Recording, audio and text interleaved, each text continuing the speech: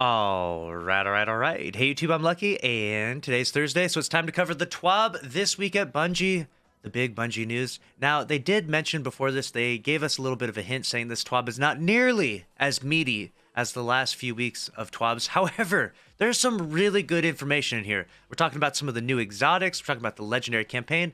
Let's go ahead and jump right into this. Before we begin, of course, they talk about the Vidoc a little bit, and then about this little like Savathun interactive lore video. I've covered both of these already, so make sure to go watch my Vidoc video and go watch that lore video that I just uploaded earlier today. And then they do a full Void 3.0 section, which again I've already covered. Like I said, we covered all the news here. We already got a full Void 3.0 video up on the channel. Go ahead and check that out if you want to go through all those details, or everything is kind of summarized nicely in the Twab here.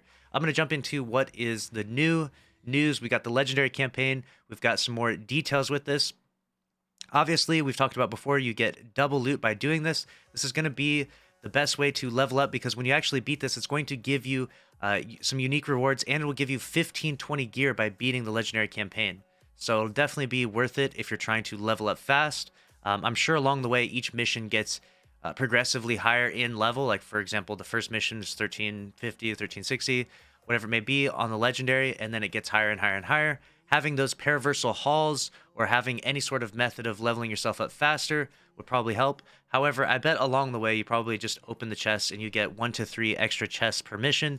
It's probably just going to level you up pretty easily or seamlessly as you do these legendary missions. So keep that in mind. You probably will have a natural progression of leveling. You don't really need to farm up a ton of things. However, having a few paraversal halls, like we mentioned before, will certainly be helpful. So moving on, the more high risk, high reward with that. And then we have, are there any unique rewards for completing the story on legendary difficulty?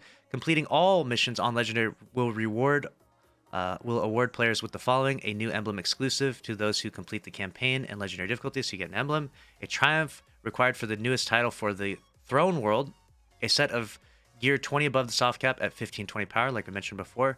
You'll get 8 upgrade modules, the new Witch Queen exotic armor that typically is reserved for PED Lost Sector drops, exclusive Bungie rewards, more on that in the future. So this is going to be what you're going to want to go for at the beginning if you're of the hardcore type. Now, not everyone has to do this. They do mention that if you don't want to do this, you don't have to. You can just run through the story at the lower difficulty and enjoy the story, so don't feel like you have to be a hardcore PvE gamer. They did say that it's somewhere between, it's not as difficult as a solo dungeon or a grandmaster, so I don't think it's going to be too extremely brutal, but, you know, being under-leveled and a new encounter, new puzzles and stuff can be a bit troublesome, especially if you're not like fluent in doing grandmasters and end game content. So don't feel like you have to do this at the start. You can just run through the normal story.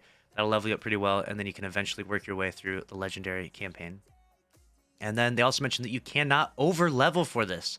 So they're actually going to keep you at raid contest mode. So they're going to keep you at the level of that mission. So that way you can't power through this extremely fast. You can't use, for example, a ton of paraversal halls, be 1500, or go kill that overload champion on the moon, be 1500 in the first 2 hours, and then go and fly through this. They're going to keep you at contest mode, so that way you have to work through this accordingly. So some really good moves by Bungie here to keep people from sort of exploiting power in certain ways and being able to fly through content. We'll see. I mean, like I've said before, Bungie's trying something new with this legendary campaign. There's usually holes and stuff like this. There's usually ways that people find around stuff like this, and we'll see how effective they do, how effective a job they do to keep things, cultivated and nice and easy for the legendary campaign users right here. Hopefully, we can't exploit too many power level things and blow through it and not make it challenging as it's supposed to be. It's supposed to be pretty challenging. So, the Mighty Fortune Battle, but is that a way for solo players too? Now, they did talk about solo content here. We've had a lot of aspirational content in the past, but Legendary gives us a chance to solo players for more equal footing with those that opt into playing with the fire team. Enemy damage and health scales to your match team, but it won't be 1-to-1. So there will be, the encounter will be easier if you try to do it solo.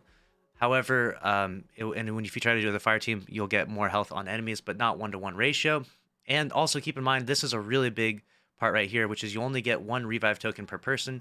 And if everyone dies, you will have a 40-second timer before you automatically wipe. So they're actually they're making it decently difficult. It's going to be a decent challenge, I think. Let me know your thoughts down in the comment section below. What do you think will be the legendary campaign? How challenging do you think it will be? Moving on to the next part, we have heroes are always welcome. And we have an entire section here where it talks about community-focused spotlights and a bunch of videos and a really cool animation. Nothing too crazy here in terms of news, just some promotions from some content creators out there. Next up, they talk about the new exotics, and they actually detail both of the new exotics for Titan, Hunter, and Warlock. So let's go ahead and dive into these. We have the LUCKYY Splendor Helm for Titans is more than just a pretty face. It has a cauterizing flame perk that allows for sunspots to heal players when they have Sun Warrior. Critically wounded? No big. The perk also ensures that a sunspot is created in your location to give you that one last fighting chance with that quick grenade and melee ability recharge and longer supers. Plus, more damage, always a good thing. So this is going to be a really strong Titan exotic helmet for both PvP and PvE. You kill someone with a solar ability, or if they're burning, they drop a sunspot, you stand in it, you have increased damage. I think you get increased like strafe speed, and everyone you kill subsequently will drop a sunspot. You'll have healing. It'll be like a healing rift on your Titan in these sunspots. And if anyone touches these sunspots, if you don't know already, these things are ridiculously lethal. If you touch them at all, you just like instantly fall over and die. So this will actually be a really cool exotic helmet for bottom tree hammer Titans. So if you're out there and you're rocking the hammer Titan, you will really like that helmet, I think. Moving on to the next part, we have the Titan's Horfrost Z chest piece. Is nothing to scoff at, though this one takes a chillier approach to combat for stasis users with the Glacial Fortification perk. When a player uses stasis, it allows for a Titan's barricade to become an impressive wall of stasis crystals. So we saw this demonstrated before. Basically, you have put on this Titan exotic chest piece, and your Titan wall is a gigantic barricade of stasis crystals, and it still has the benefits of the rally barricade. In the middle will be like a little short half wall, and on the sides are like the taller crystals. This seems like it'll actually be a really cool exotic. I don't think it'll have nearly as much utility or be nearly as badass as this helmet, but we'll see. Time will tell. You never know with stuff like this. We never know what types of builds people come up with. It's definitely exciting to see the build crafting potential with these new exotics. Next up, we're going to talk about the Warlock exotic boots. These are going to be a problem, all right? These are going to be a problem. Okay, Warlocks are up. First up, let's talk about dem legs, because Warlock mains have definitely been shouting out their love for the new Secant Filaments armor. With the Devouring Rift perk, these shiny walking sticks of power will grant a player Devour when they cast their Empowering Rift, allowing for damage for both allies and individual players, the ability to disrupt foes, but in style. So, basically, you're going to be able to put down your Empowering Rift with these exotic boots on, and every kill will proc Devour, which is going to be crazy. These would be almost like, it would be like a void-specific pair of exotic boots. This is going to be a really, really strong exotic. I can see this being almost game-breakingly strong. And another aspect of these is that Overload was added to increase the excitement and expand the options players had to build for various champion-enabled content. So this is something we've never seen in Destiny before. We've never seen this. These exotics will just give you Overload, so any weapon you shoot with these exotics on will just stun Overload champions, presumably. I don't even know how this is going to work, but this is about to be crazy, right? This is about to be crazy. Maybe you have to be in the Empowering Rift. I don't know what the deal is with that, but that's going to be nuts. Exotic armor, stunning overloads. That might completely disrupt the sandbox in so many different ways, and just have Warlocks taking care of all the overloads and make the Titans and the Hunters worry about the other champs. Let's move on to the next part here. We have next up are the Osmio Mancy Gauntlets for Warlocks with the Fervid Cold Snap perk. This nifty look allows for Cold Snap grenades to have an additional charge that will recharge faster when it makes direct impact. The Seeker spawn from Cold Snap grenades also travels further too. Bonus. So these are gauntlets that basically give you 2 Cold Snap grenades. For your Warlock, these seem like they would be pretty strong. Obviously, a few other exotics and modifiers for the other classes empower your stasis grenades, so they wanted to balance things out for the Warlock here. And you could throw double turrets with these, I imagine, as well, which will probably be an even stronger build for these than just throwing out 2 Cold Snap grenades. Moving on to the next one, we have this Hunter helmet here. Don't worry, Hunters. I still have love for you despite the jokes. You've got some pretty cool gear on the way, including the Blight Ranger Helm with the Voltaic Mirror perk. Lightning lovers, here's where your arc powers can truly shine. This perk allows players to redirect their arc staff to deal an increased amount of damage and orbs of power generation for all allies. Basically, get in there and do some damage. Sounds like a good time.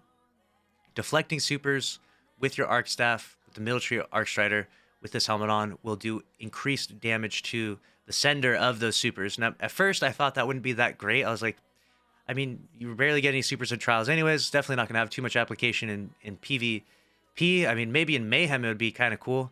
We'll see. But in PvE now, Hive are going to be shooting supers at you. They're going to be throwing like blade barrages and nova bombs and stuff. So I imagine putting this helmet on and using Arcstrider and deflecting the supers back at them could be decently effective. Depends on how strong it deflects it back at them, right? It's supposed to do increased damage back to them. We'll see. Only time will tell. Sounds like it could be really good though, and could be really cool for fighting against, you know, the Lucent Brood, right? The Lucent Hive. Moving on to the next part, we have the Hunter Exotic Gauntlets. And lastly, Hunters also have the Renewal Grasp to look forward to with the Depths of Duskfield perk. This gives Guardians a much larger radius for their Duskfield grenades, while also nerfing incoming damage for allies within the Duskfield's range. Any targets locked within that space will also deal out a reduced amount of damage, so go out there and make those Hive cry. So you'll throw these gauntlets on your hunters and and the Duskfield grenade would be enlarged, and damage output from enemies within it is going to be weakened. So this could be really good. This is everyone's kind of rocking stasis currently on Hunter, unless you're trying to go invis a bunch. And with Void 3.0, people probably rotate more towards that. But Stasis Hunter is really good in endgame content right now, and an exotic to buff your Duskfields could be pretty good. I could see this being nice overall, and stuff like Grandmaster content, a pile of ads shooting at you. You know, you could reduce the damage output so they can't melt you as much. Doesn't seem extremely exciting to me necessarily. Maybe I'm missing out on some build crafting potential here with this, but overall, I'm not nearly as excited about this. If I had to choose an exotic that I think is going to be actually the most craziest, it's for sure these Warlock exotic boots. Those look like they're absolutely nuts, and this Titan helmet looks absolutely ridiculous. So those two I think will be the most exciting exotics of the 6. Let me know down in the comment section below, what do you think will be the most exciting exotics? They go over after this. You know, you've got some bugs and error codes and the release date. The game is going to be down for like 15 hours beforehand, so keep that in mind. Make sure to put all your weapons and stuff on your character the day before, on the character you're planning on playing the legendary campaign with, or the regular campaign, etc. That is going to be the entirety of this TWAB. A lot of really exciting stuff when we're detailing the new exotics, stuff that I really get into personally.